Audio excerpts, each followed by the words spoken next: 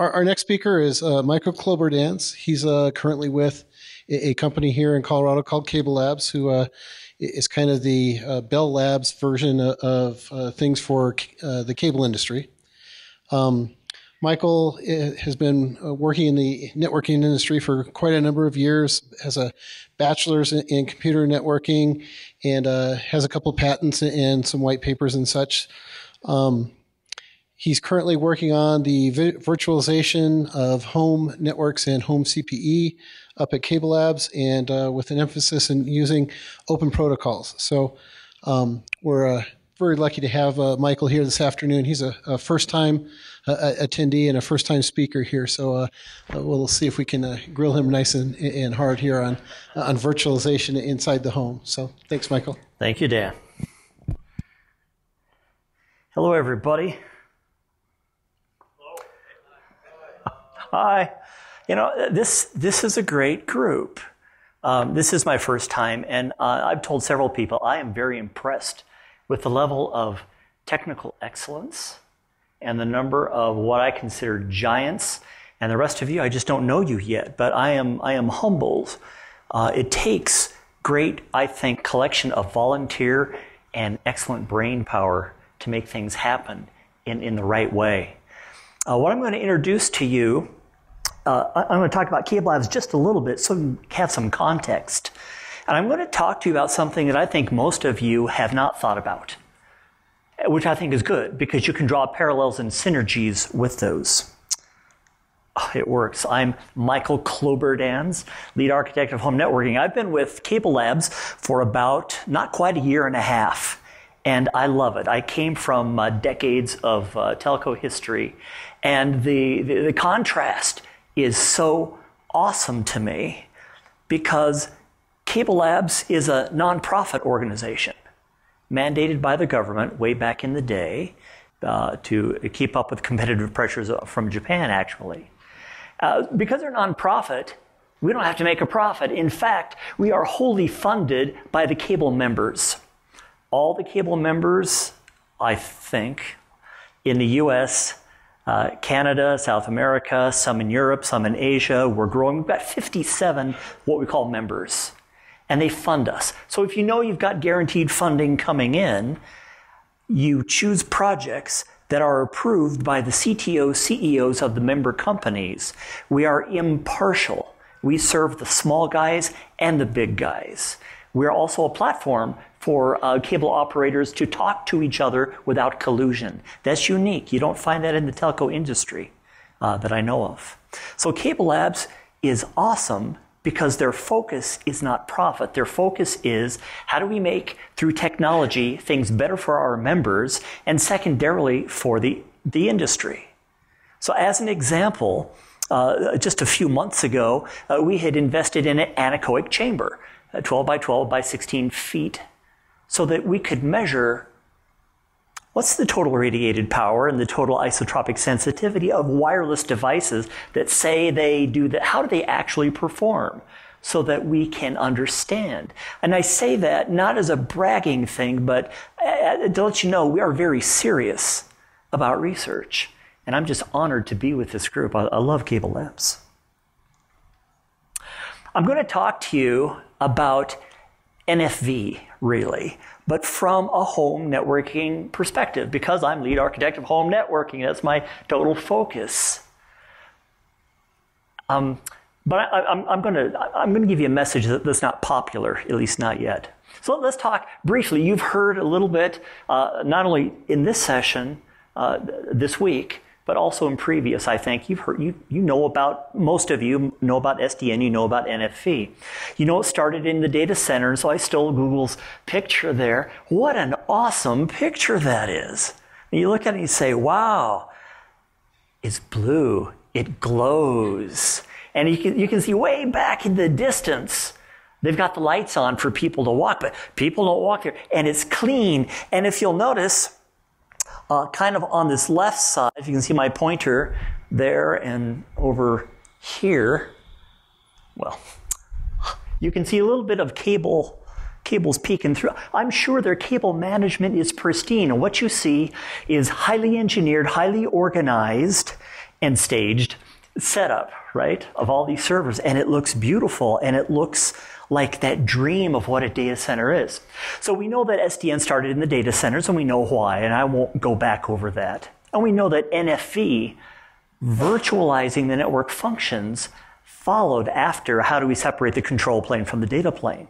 So I love that picture. And then it spread from the professional data centers to enterprises. And so I found this picture, and I laughed, and I said, oh, this is a great picture. I've got to show that, and I'll give Grant Labs credit because it's their picture.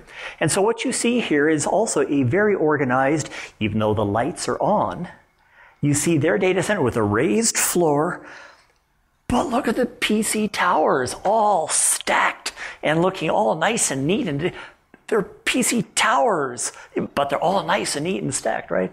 And so it made sense that what's good for the data center is also good for the enterprise data center. But they don't have the level of investment in it because that's not their sole purpose, unlike a Google data center. But still, look at that cable management. Those orange wires, they're dressed really nice. They still have engineering, they still have planning, and I'm sure it works fabulously. Now, the last frontier is the home. Yep, there it is. And so we've got the home on the right, which is really organized. I mean, look at the green Ethernet cables. They are tie-wrapped, and I personally don't like that because I think that has long-term implications on the twisted pairs, depending on how tight it is, length of time, if it's horizontal, anyway. But so we go from our cable modem to a wireless router switch. They're hanging on the wall, and at least they mounted it, and it's dressed, and it's easy to look. You can see the flashy lights, and it's great. And then you see the thing on the left, and you say, yeah, that's probably more typical of most homes. We've got a mess. So the level of sophistication goes down, and that's one of my main points. The home, it's not the data center. We want to virtualize the home, and many of you may have heard about virtualized CPEs. And in Cable Labs, we've got multiple virtualization projects. One's Virtualized Business CPE. I lead the virtual home network. It's a challenge. Why? Because it's antithetical to a data center. So in a data center, you have all the servers together in one place. To allow for the elasticity of demand, you spin up and you spin down VNFs. You spin up and spin down servers. You don't do that at home. There's nothing to spin up that isn't already up, right? It's not there. I call it the Uber distributed model, not Uber as in the ride share, although that also works because each of those people's cars is the point of service. That's where it happens. Just like each of the homes, unless they're on wheels, they have a distinct location that stays put. They have a separate access link to each home. In the data networking world, redundancy is used for reliability. You don't do that in the home. Virtualizing the home is a challenge. We can take the concepts that we've learned in the data center and the enterprise, but not all of them. In fact, not nearly very many of them apply to the home. So let's investigate that a little bit more. There's problems with the home. Except for everyone in this room, correct me if I'm wrong, but except for everyone in this room, there is no administrator in the home, no competent one. And I'm sure all of you are the IT support for your family and maybe their friends, I don't know. Yeah, that's the truth. Yeah, right? Yeah. Every one of you can spell IPv6 and know what it means, right? And people in the wild, they don't. There is no planning, let alone engineering. That's not what customers do. We call them subscribers in the cable business, right? So they'll go out and they'll purchase a router because they want better Wi-Fi coverage. They don't know that what they really want is a range extender. They just go out to their favorite store and they buy another box and they put it on. Now they've got 2 firewalls, and maybe that's okay. They've got 2 NATs. the same pool. Now we've got a problem. They've got multiple wireless radios probably on the same channel. Now they are their own worst enemy. My point is, the problems in the home are not the problems that you have in enterprise or in data centers. There's more problems. Price. Consumer pricing. It's not like business. They're so sensitive. I haven't checked recently with all my friends if there's any 802.11b as in boy radios out there in their homes, but I'm willing to bet that there are. They don't change things out unless they really have to. They're costs. Architecture, it's not like a build. So we look at this room and we say, yeah, it's a rectangle and it's an open rectangle and there's access to do things. But look at the home. I love the home there on the picture on that slide. It looks like they jacked up the home to make room for a car, right? And so what you find, there are many split level homes and you've got the concrete foundation that comes up. And where does the access to the home come in from the ISP? Yeah, most likely on one wall or in the corner, and there could be natural barriers like concrete half walls there. So architecturally, there's challenges. Yeah. Let's add to that. The home environment is increasing in complexity. And if anybody disagrees with this, come talk with me afterwards. It's happening now. It's going to increase. So now we've got this multi-user MIMO router, and it's great. This particular one is from ASUS. I have one like it. I love it. It's got separate processors for the 2.4 and the 5 gig radio. It's got hardware-enabled NAT. It's 5 times faster, it says. I said, then what? Well, then the software. But how fast is that? Is this marketing, right? Some of it is marketing. But on my router, I've got my 2 radios, my private, 6 guest accounts. 6. Things are getting more complex. And then we've got tablets that have already crept in the home and the ever ubiquitous phones that are Wi-Fi preferential if there's one there for obvious reasons. And then we've got other things. We've got this security systems that are creeping in there. We've got the Internet of Things, and a lot of these things have a hub that then talks layer 3. But wait, it gets worse. IPv6 is starting to creep to the home. So with Comcast, 1 out of every 3, V6 to the home. They don't know it, they don't have to, and that's the great way to do it. Don't let them know. If it works, they don't care. They shouldn't have to care. Subscribers shouldn't serve technology. Technology should serve them. Always, always. Multiple SIDs, they're growing. Yes, we've got our private. We've got maybe our guest for sure. But maybe you work from home and you want an office VPN. That's reasonable. Maybe you want a kids net. And it's wireless because they've got those tablets. In fact, their equipment is newer than most of the parents' equipment, right? Public, if you've heard of community Wi-Fi, it's spreading big time. Where the cable operators are saying, I'm going to add another SSID there and broadcast it out of your house, and you can serve other cable customers, but it won't interfere with your stuff. Yeah, okay. And I'm not going to talk about that. Actually, there are some things I cannot talk about. Just like the Microsoft, I cannot talk about the road plan. I have access, privileged information to many members' plans. I can't divulge those either, right? For obvious reasons. But I'm here to talk about technology. Smart grid, it's coming. Home automation is here now in those higher end houses. Content sharing is growing. We want to throw data streams different places. Multi-homing, starting to see it in homes. Heterogeneous link layer technologies. We're seeing a bunch of things that are competing to be the king of the world. And we've seen this over and over and over. So back in the day, there was Apple Talk. There was a Novell.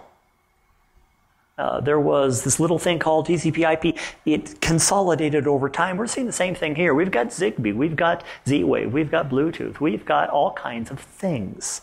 But the point is, The complexity and the variety is increasing, but the subscribers' ability to handle it is not increasing. So here is a bunch of clouds because I contend multiple routers are and will be in the home. And when you have a failure, oftentimes in the cable industry, we roll a truck. That's expensive. That model has to change. But when you have a failure, you're providing a service. And they're going to be unhappier with you if you don't fix that. And so we look at the device that is the, hang on, animation. There. We look at the device that is that platform for all services. This is the edge router. This is the guy that is between the ISP network and the home network.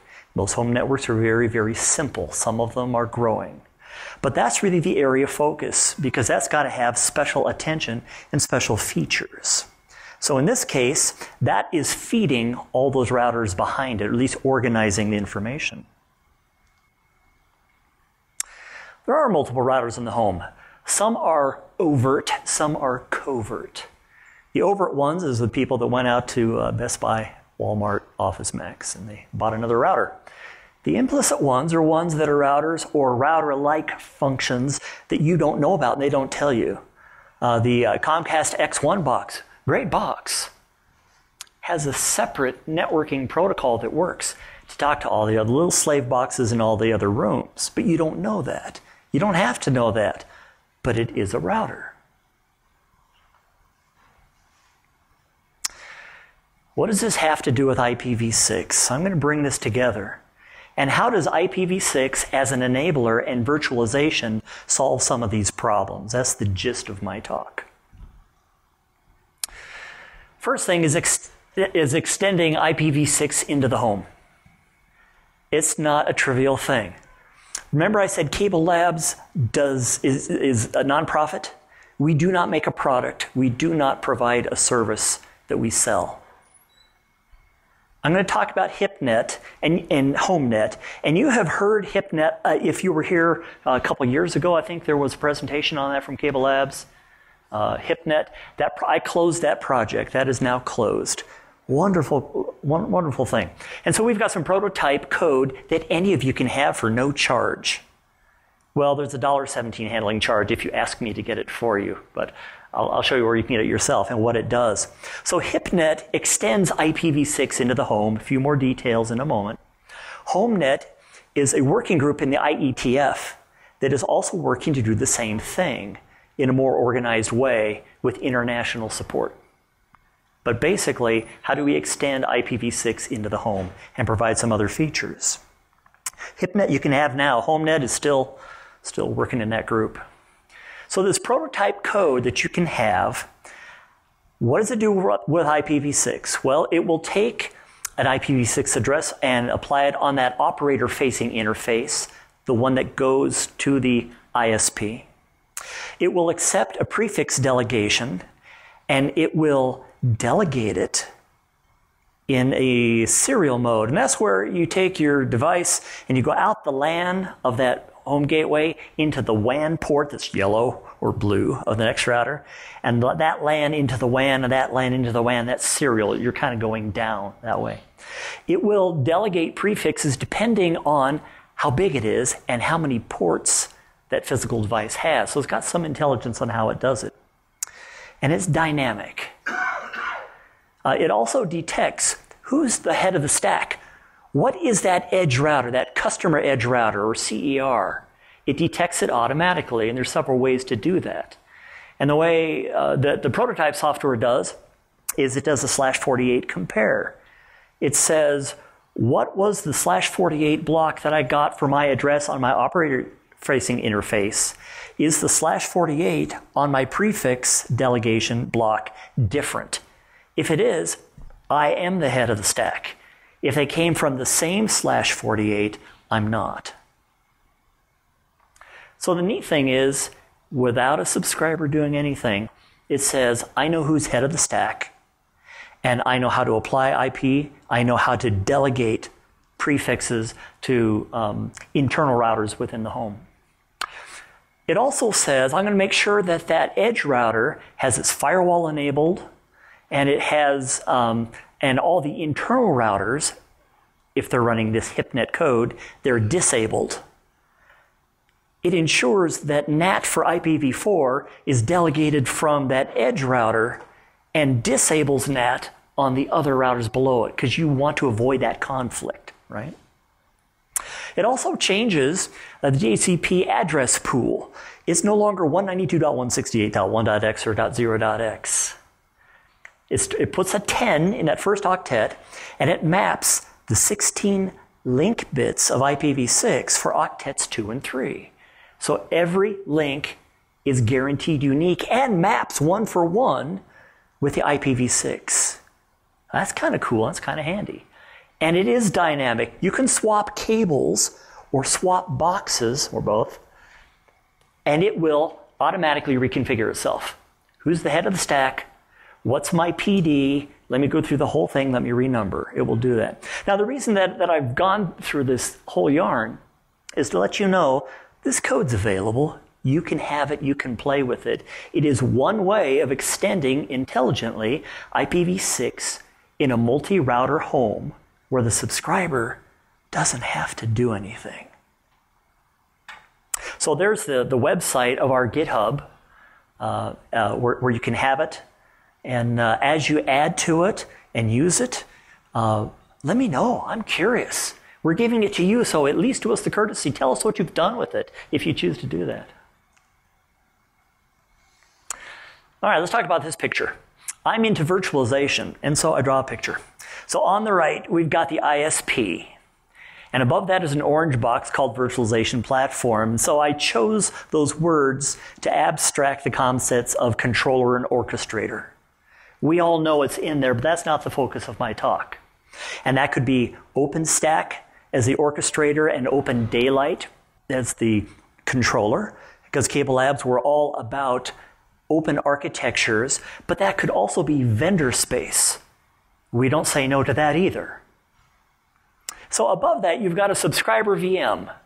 This is an image of a specific subscriber. And in that, you have got virtual network functions, such as you can read parental controls, NAT, bandwidth on demand, firewall, etc. And on top of that, in the back office integration, you've got analytics, so that we can figure out patterns, and you've got a customer portal. And I've got a great slide with 2 animations on that slide, so that'll be coming. This is a very popular notion of how to provide virtualized functions from the home, where you suck everything up into the cloud and provide everything there. On the left, we've got the subscriber home. And note, the home also has a little blue cloud. There is nothing to say the home can't be virtualized, and we take those same virtual functions and put them right back on that home gateway. We can do, so I've drawn a cloud there. So we've got a home gateway, that's that customer edge router, and attached to that is a Raspberry Pi, because I've been playing with those and I think they're fun. And behind that are some abstracted routers, and then there are the devices, right? So this is kind of an abstract subscriber home. Discovering devices is paramount to offering new and enhanced services as an ISP to the home. Why? Faster time to market. To me, this is the biggest benefit. So, true life story. If you are a cable operator and you want to roll out a new feature, the feature is developed, that feature is tested. Then you do regression testing. Did we break anything else when we created this new feature? And then you go back and you say, well, does this work on every one of my multiple vendor products that I have deployed out there in all of these homes that are uber distributed?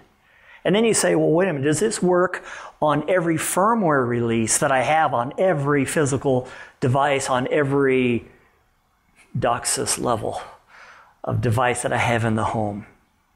And you do all this testing, and it takes months and months and months to get the feature and bake it into proprietary firmware. And it takes potentially and realistically a year, 2 years, sometimes more to do all that testing before you can roll it out. Because when you roll it out, you want to roll it out to large segments of your populations, and they've got a mix of devices out there. If you were to take those functions and virtualize them, you now put them in some kind of container bound. I like the idea of Linux containers, of Docker containers. KVM is much, much too heavyweight for a subscriber device, so I tend to shy away from that. I don't think it's realistic.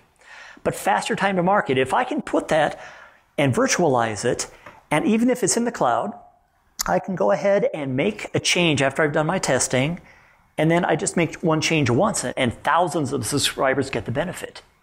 It is so cool. Faster time to market. I don't have to do all of the changes and verification. Do all these models support it? Does all these firmware support it? All that is cut out. I'm assured that I have interoperability because it's now in a defined I/O mechanism called a VNF. And if I were to put this VNF back on the home gateway, not a popular concept today, I still have interoperability because it would live in user Linux space somewhere on the home gateway. With those defined I/Os, you aren't, I don't mean this to sound wrong, but the paradigm is shifting. You don't want to bake something into proprietary firmware unless you're willing to suffer long lead times for change. I can now make those changes still quickly and push them out to thousands of homes. So we can provide new and enhanced services. I'll give you an example of that here in just a moment. And there is CapEx potentially, but OpEx definitely advantages. OpEx, well, just what I said before, that amount of time. And I'm not going to tell you that DOCSIS 3.1 took 4 years, although that would probably be accurate. That's kind of an outlier, but it's true. OpEx reduction is huge. CapEx, maybe, maybe not, depending on your definition of what's going to live into the home. So some people, like me, think the cost of goods is going to increase because I think we're going to put user Linux space and have capabilities that exist there to take over for fault coverage when that link between the home gateway is severed to the ISP service. Some people say, no, it is CapEx because we're going to put just a small, dumb white box in the home. We're going to provide all the services in the cloud. This is a legitimate model. There are some issues with every way you go, right? But you could do that. I don't think that's going to happen, but we'll see. I don't know everything. So discovering devices is going to be important for us to provide those new and enhanced services mostly. We need to know what's out there. It would be possible to say, well, on this subscriber, what application is being used on what device, at what location, at what time? Let's just focus on devices. What are the devices in the home? If I know what the devices are and I know what the patterns are, I can offer a service that fits that subscriber or group of subscribers. And that happens in other areas of our lives with advertising, right? And I hate that. But we want to be able to map not the cable operator mapping subscribers as much as a two-way interaction where they also self-identify. One way to discover devices is through our well-known service discovery protocols. Universal Plug and Play is one of those. MDNS for Apple is one of those. Even though the HIPnet specification solved the multiple router link issue with MDNS, it's not in the prototype code. So you'll have to do that yourself. So we leverage a DHCP fingerprinting. We leverage all kinds of ways to discover devices. But here's another way. Here's that service portal. So let's just imagine an ISP has a portal. And they say, Mr. Customer, this represents you. We've discovered certain devices that are there in the purple, and we've got some services we want to offer you there in the orange. And so what the subscriber does for the first time is they have an option of having a semi-custom list of features that they want. Not one size fits all. It's not the ISP pushing one thing on them or offering one thing for everybody. That doesn't fit. And in this day and age of app-driven consumers, and we're probably all of those, right? Yeah, I want that app. Let me do same type of concept here. So on this one, perhaps, let me use my little pointer. There. So there's one of the parents works from home, and they say, I want business QoS, which says, kids, your gaming comes second. You want your kids to hate you? This is a good way to do that. Say, I'm the breadwinner, I need this, so I want my business printer and my business PC to have this service. The subscriber says, these devices, that service. But it's more than that. The child iPad can go into the parental control, but that child iPad could also go to the gaming firewall, not the standard firewall, because yes, they have an Xbox, and that has special requirements. For the first time, we can now take a device and have it have differential services from other devices. You can't do that without virtualization and have it be cost effective. This is huge, and this is the vision. This is that two-way interaction where we say, dear customer, here's a bunch of services, and here's a bunch of your devices. And if they say, I don't have this device, that can be discovered or negotiated with them and put into this map. They feel better because they have control over their devices. And if I were the operator, I would let them opt out to say, if you don't want these devices to show up, that's fine also. Because there's a high potential of creepy here. You don't want, just because you know the devices, you don't want to necessarily divulge that. This helps operationally also. Let's say that they call up and my uncle's 83, and he's in this camp. He'll call up, he'll say, my one device isn't working. So let's just say an iPad isn't working. And at the help desk, they look and they say, oh, there are 2 iPads.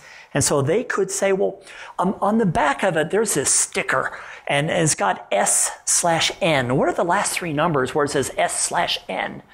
Let me see. Well, I've got the cover. Yeah, you take it out the cover. I'll wait. Okay, oh, it's 611. And then they can tell the other one is registered. It's working. All of a sudden, basic troubleshooting step number 1 is complete. And that's problem isolation. I've now isolated that some devices on that home network can get there, but another one doesn't. Therefore, it's probably a configuration issue on that device. So they can say, well, go to your settings. It looks like a gray or silver gear. But they can walk them through it and help set them up. There's no truck roll. Customers are happy because it's almost real-time solution. They don't have to say, you'll send a truck on Tuesday between 7 a.m. and 8 p.m.? Okay, right? All that's gone. So the potentials here are there for both the customer and the subscriber. And I like that because I think it's a partnership and always should be. So you're going to be seeing service portals all over the place. And I think they're great. And I think this is also good for vendors because vendors can say, I have a firewall. And vendor B says, I have a better firewall. And vendor C says, I have the most bestest firewall. So both the service provider can select which ones am I going to offer, and they can offer them to the subscribers, just as I have standard firewall and gaming firewall. That should be an option to subscribers. What do you want? Do you want pickles on that? We're at that level.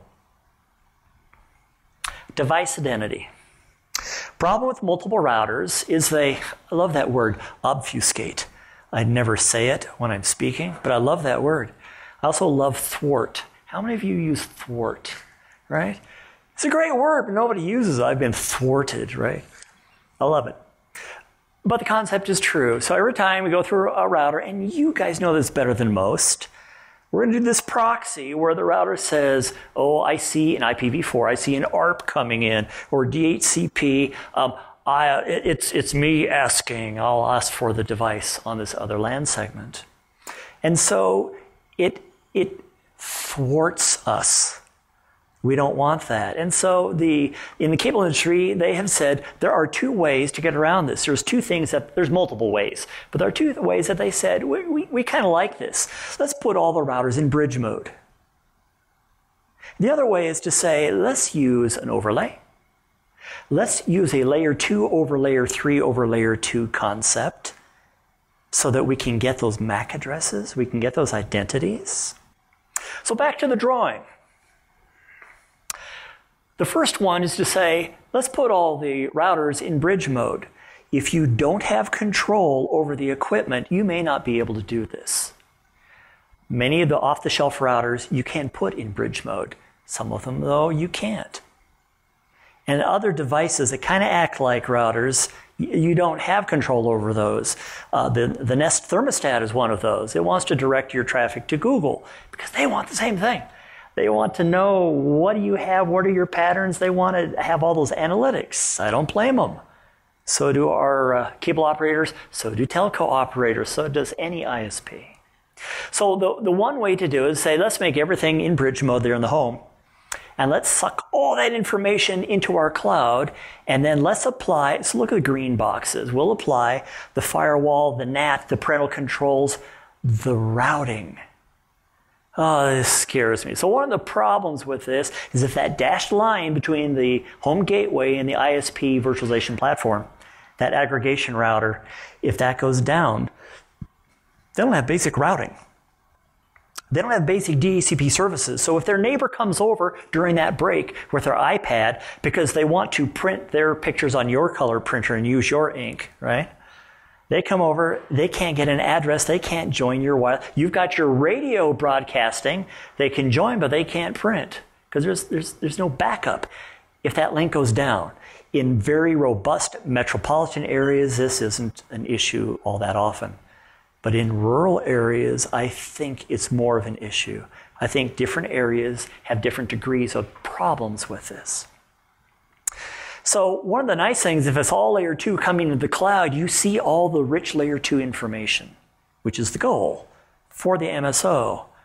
Think about the subscriber. Put yourselves in their shoes. Let's say they had baked in proprietary firmware a function. And let's just pick on everybody's favorite, which is parental control. It's baked into the firmware. They have parental control. Now you virtualize it. They still have parental control. You're happy with yourself because you've just done something that is going to save you money. But from the subscriber standpoint, you haven't done squat. They have it, and now they still have it, unless that link goes down and then they don't have it. Well, you don't need it if the link goes down. Well, yeah, you might. Do you really want the kids' network getting into the family financials? Maybe you don't. Maybe you still want parental controls active in the home. Maybe you still want firewall active in the home as it gets more and more complex. So I don't like this model, and yet this is the reigning model of the day. Many of the large, and I'm talking universally in America, large operators like this model. Let's just take everything and look at it. And they do that for cost and control reasons. It saves them cost by having a set of servers with virtual machines to serve thousands of subscribers. Okay, and they do it for control. We can see everything and we want that. But they promise to use their powers for good and not evil, right? They promised, it's in right. Okay. So this is the reigning, I don't think this is going to happen. I think it will for the short term. I don't think it's a viable long-term strategy. And then there's another way to do it, as to say, let's do this overlay. Let's put tunnels from all the internal routers to that edge router, and then another tunnel from that edge router back into the ISP. And let's do our magic in our firmware that says when there's device discovery for UPnP, MDNS, DHCP, whatever it is, let's have that information come to us so that we can see it. Keep your routing. That's fine. We can't control those devices, but we still want the information for obvious reasons. An overlay could provide that. But wait a minute. Subscribers, with the exception of you all, are not literate. They can't they can't remember their password to their SSID, let alone set up tunnels. So how's this going to work?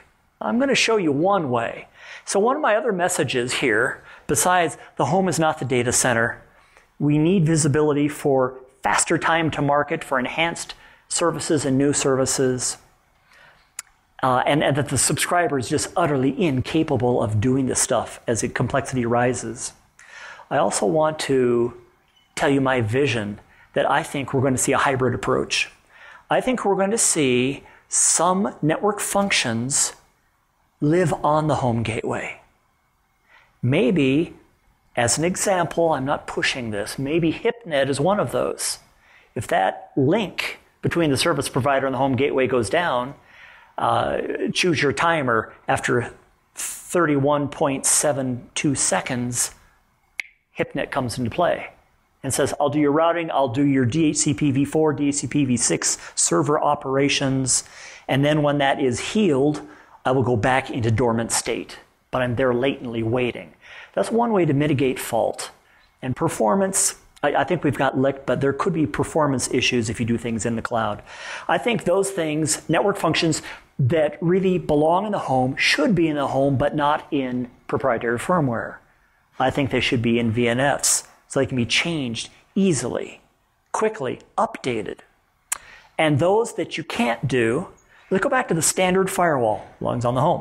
Let's go back to the enhanced firewall. Maybe that is something that requires more RAM, more compute resources than you really want on that box. Maybe that service is in the cloud. Another example of that hybrid that I think is viable and you're going to see in the next 5 to 10 years. As cloudy as my crystal ball is, that's what I think. Let's get back to the tunnels. There are multiple tunnel technologies. Pick the one of your choice. One that I really, really like is VXLAN. It's still immature, but I think it's gaining steam. I just read an article how it is not gaining steam, but you have people on all sides of arguments, right? The nice thing that I like about it is, yes, it's IPv6 friendly. Yes, it was made for the virtualized infrastructure. And yes, it's got those 24 bits of ID. 16 million for one domain. If I'm going to identify every single device, layer 3 device, in subscribers' homes, I need to identify them. Some say, well, 802.1ah, so, let's use Mac and Mac, let's use Q and Q. I like a layer 3 solution. And I like that I've got 16 million identifiers in just one domain. I just think this is super cool. So if I were to effect this in a region of subscribers' homes, let's say, 5,000 homes, how would I do that where I don't have to send a truck 5,000 times to get it done in scheduled time, and I don't have to have the consumer do anything? So what I'm going to tell you is just one idea, but it's an idea of leveraging the abilities of IPv6 and VXLAN tunnels. So we all should be thinking about new ways to use IPv6. So here's one. I've got that same thing where I'm going to effect these tunnels. So here's a recipe. The recipe is what router is at the head. The HomeNet protocol will determine this. The HIPnet protocol determines this. You probably have other ways. Well, I gave it the IP address. I know it's at the head of the stack. Oh, all right, that's fine, that's fine. You determine that somehow. Step 2, you obtain one of the assigned LAN IP addresses. Not the operator-facing side, not the one going to the ISP cloud, the one internally. You grab one of those, hopefully IPv6 LAN addresses. And then you use a new DHCP option. In CableLab's case, it's going to be option 42. is being created now. And very, very simple. It's got an opcode, it's got an op length, and it's got 128 bits to house an identifier, which happens to fit an IPv6 address. And so all of our members are going to be able to take advantage of this. And I'll tell you why that's important. Before I do, last month I presented this at the IETF because we want to share this with everybody. And it was overwhelmingly rejected. And they did not use their inside voice. And they were very animated. Okay, they don't want it, that's fine. It was another tool in their toolbox. And they said no, and that's fine. So the cable members will be able to take advantage of this anyway. So we've got this new option. That option houses either a double colon that says explicitly, I am not that edge router, or it says, here's the IPv6 address or some other identifier on who is that head router. Now when I go through my DHCP fulfillment, I've got an internal router that says, I've got my solicit, I've got my advertise, and at advertise, we say, in addition, here's a new option. That option contains the address of that edge router. Now, the internal router knows who he is, IPv6 address. He knows who the edge router is on that LAN side and can create a tunnel automatically. No subscriber involvement, no ISP involvement. So every one of those internal routers could create a tunnel. What happens if I have a router in between, like right there? And for you guys over here, right there. What if I have a router that doesn't play ball with this? Well, you're going to lose the visibility of the devices directly connected to it, but the routers behind it will still establish a tunnel. So you're not blocked from that point below, you're just blocked on that point. You can see everything below that if they participate. So you create the tunnels internally automatically, and then you create that tunnel from the operator-facing interface back to the ISP. Now you've got a vehicle. You've got a lane to say, when we discover all these things through UPnP and through DHCP and all those other LLDP, all those other protocols, then in NP, you can now get that data. And you can now then set up the portal. You can now provide faster time to market, provide choices that subscribers truly want. It's just one idea, but it's an idea of how IPv6 can be leveraged in the world of virtualization in a way that I don't think most of us have been thinking about. So I offer that for you to think about and maybe tell me later why it's all wet or what you like about it or what you don't. So let's do a summary. We, more than anybody, know the world is changing, and we're so impatient that it has taken so many, many years to change to where it's at even now. We know V6 is critical to the future. Most don't, but we know that.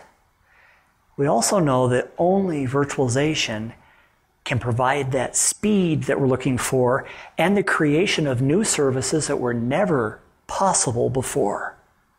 This is good. This is bringing the home and the ISP to the app world that customers want and increasingly are used to, except my uncle who's 83.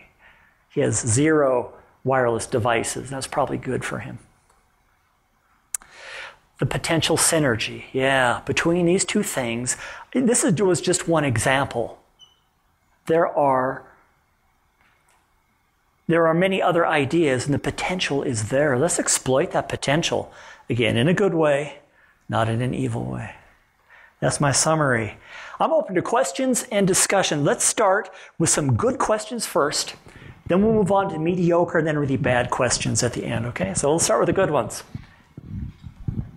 Mr. Owen. From a subscriber perspective, how do I opt out of all of this discovery that the MSO wants to do on my network? Because I don't want it. I don't think I heard that question. I think any responsible ISP should provide that choice to any consumer. I have Comcast? So he's saying if he has Comcast, and the answer is you would have to ask Comcast if and when they deploy this. I can't speak for Comcast, right? But all of us agree this is basic like human decency. If somebody doesn't, it's like subscribe. You're an optimist. Cable Labs is a neutral platform. It's a valid question because there needs to be that vehicle. I just got an email today during break, and it came from Curves, that weight program. Well, they don't want me going there. I don't want to go. There was no unsubscribe. I don't know how I got on the list. It was shared, but I hate that. So we all should be able to unsubscribe. We all should have our privacy, I think. That was a good question, Owen. Any good questions before we move on to the mediocre questions? Yep, one over there. Man in black. Yeah, so this is the beyond mediocre to the poor category. So I have a question just in regards of performance and the long-term vision for what both HIPnet and HomeNet sort of have. So, and I'll get myself in all sorts of trouble with Mark Townsley and the rest of the crew, along with James. But they're not listening. Yeah, no, but it's being recorded. So, or someone's going to tweet it out and point it out. But I actually think that this does not solve any problems in the next 5 years for anyone in regards to this sort of deployment, because it's going to take so long to get this sort of hardware deployed in field. And I believe there are other additional transition mechanisms that could go on to help with multi-homing and several other problems that are addressed that aren't being taken care of and are much simpler to do. And so I'm sort of wondering why we're burning as many cycles as we are on something that in reality, most of the implemented CPUs and components that the manufacturers are using today can't do any of this stuff. So I sort of challenge on the bottom side. I mean, if the vision is long-term with what Nest is trying to do and given the constraints on their hardware, I don't see them being able to run routing protocol topologies. I don't see them being capable of doing overlays. I see a lot of difficulty on the standard side because VXLAN, with Geneva coming out, there's a lot of things that are going to change in the next 2 years before any of this. And putting blueprints down now, I'm sort of skeptical. Okay. I just sort of throw that out there as a comment, not necessarily as a question. And that's a fair comment. And I think sessions should always be fair. You should represent both sides. I think some of your views are a little naive, and I'll tell you why. One of the things that I see happening very shortly is equipment refresh with the rollout of DOCSIS 3.1. So DOCSIS 3.1 specification is done. Now vendors are building to it. And if you say to yourself by 2020, the potential for 10 gig download of the home will be there, that requires equipment refresh. You've got to have it. During that natural refresh cycle, I'm being cable specific right now, right? During that refresh, I think that's the time to fix things and to add things. Like that user Linux space, that we can have things in place. There are, at Cable Labs, we're using some agile processes. We're using lean methodologies, and things are moving very, very quickly. It's very uncomfortable for me because I'm used to dotting all my I's, crossing my T's before I let anybody read anything, right? And this is like the opposite of that.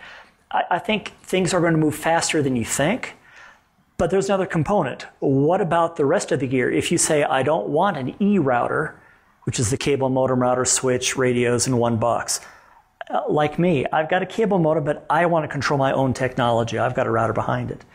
There's also, I think you're going to see movement very quickly in that space also. I think everybody is enamored with the idea and willing to make some changes. So I think you're going to see equipment that's going to be viable to support this in the consumer grade market. And I think you're going to see service providers, all kinds of them, get motivated in the next couple of years. I think it's sooner than you think. But time will tell, huh? Maybe you're right.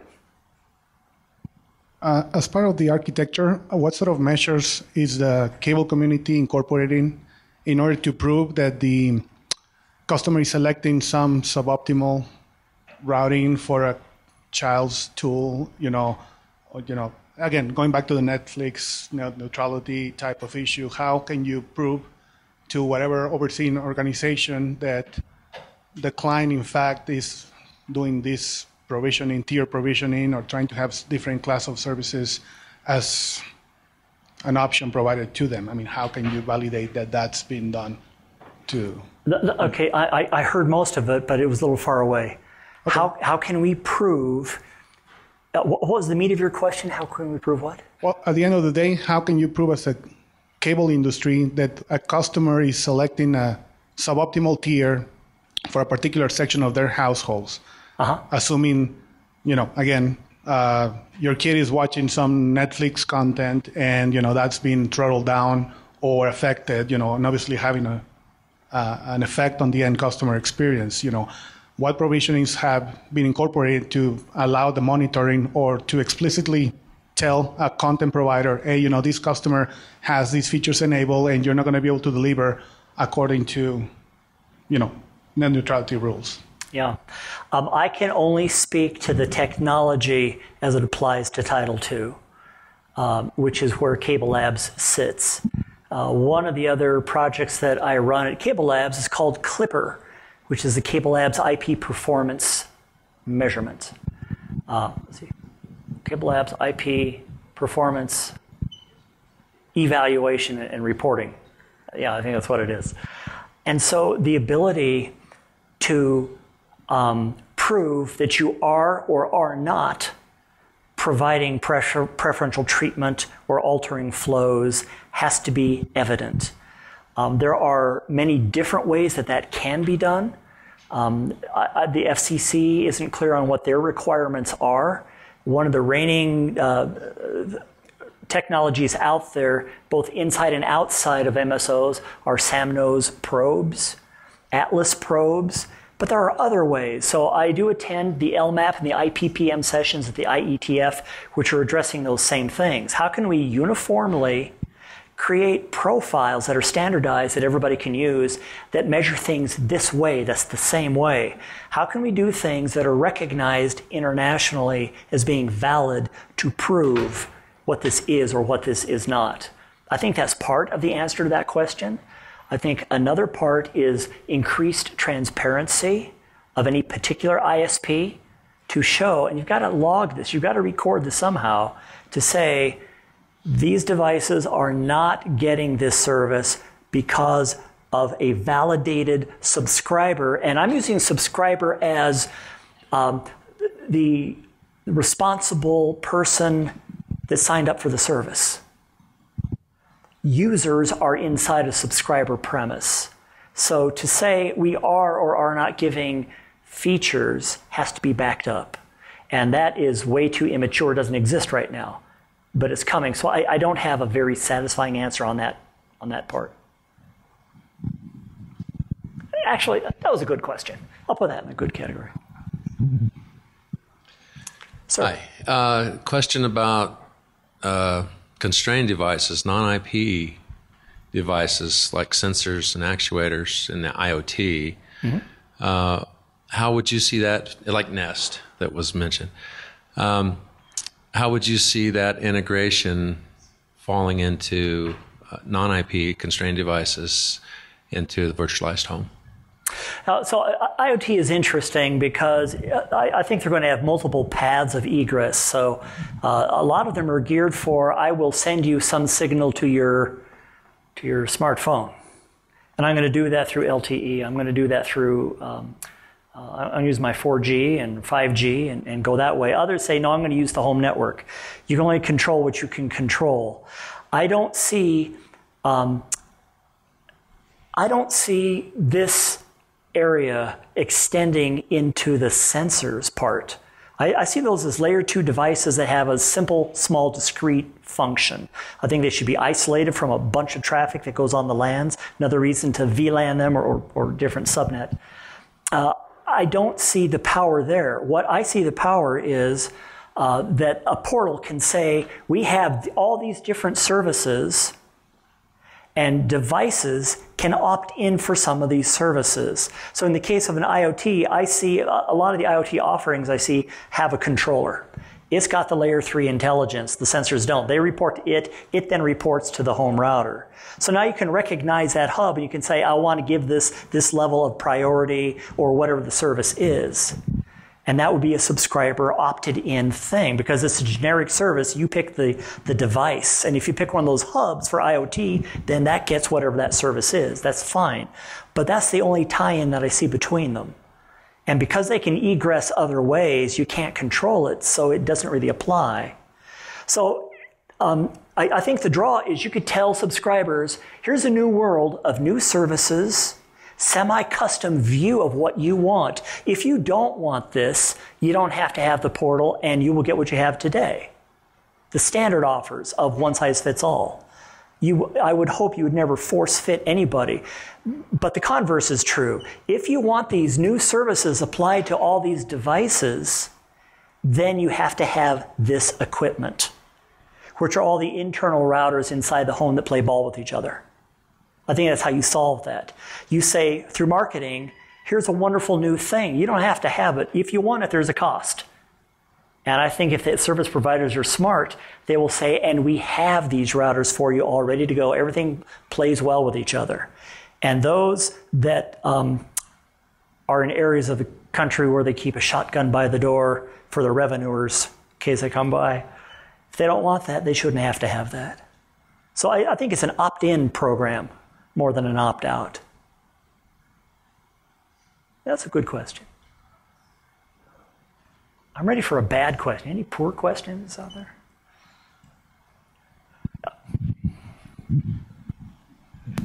I'm not going to comment on how good or bad the question is, but number one, I'm just curious because are you aware of other organizations that are also working to sort of change the home network itself?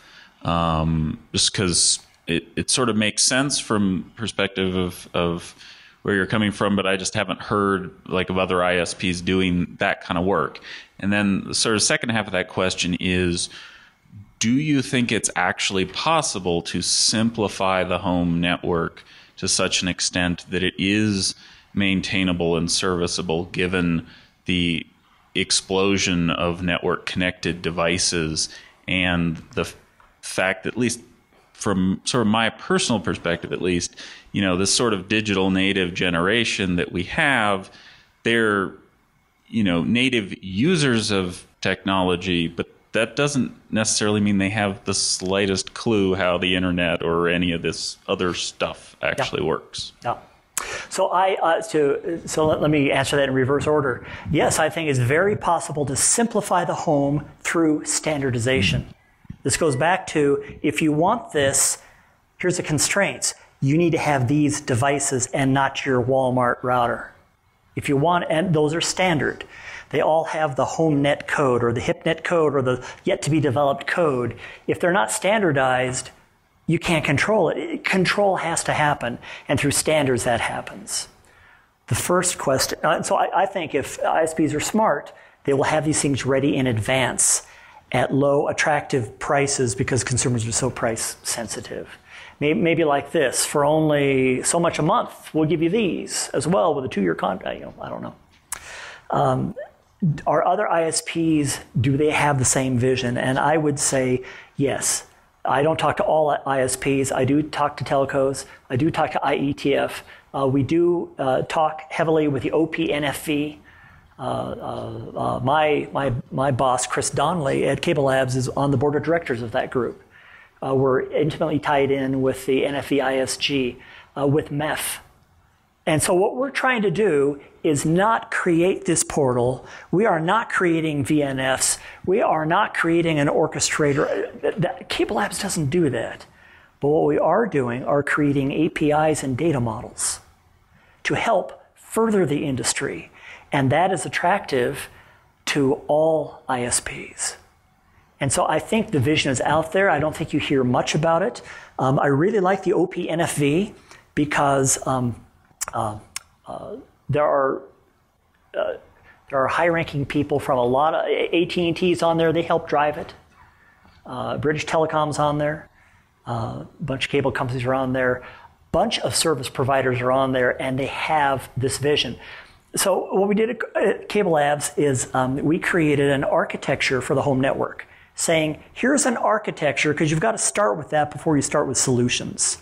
And in that architecture, it's broad enough to say, you can suck all the information into the cloud, for those of you who want to do that. You can have a hybrid or just VNFs on that gateway if you want to. Here are the bounds. So it's good that it has flexibility, that people can do things different ways. But it's also good for vendors to say, well, we know the guardrails. We know what to build toward. We know not to build outside those because that's not going to be popular. And those inputs come from these industry groups. Does that answer that? Okay. All right. Okay, last call for questions because I'm getting tired. Going once. Going twice. Thank you for allowing me to speak in front of you. Thank you.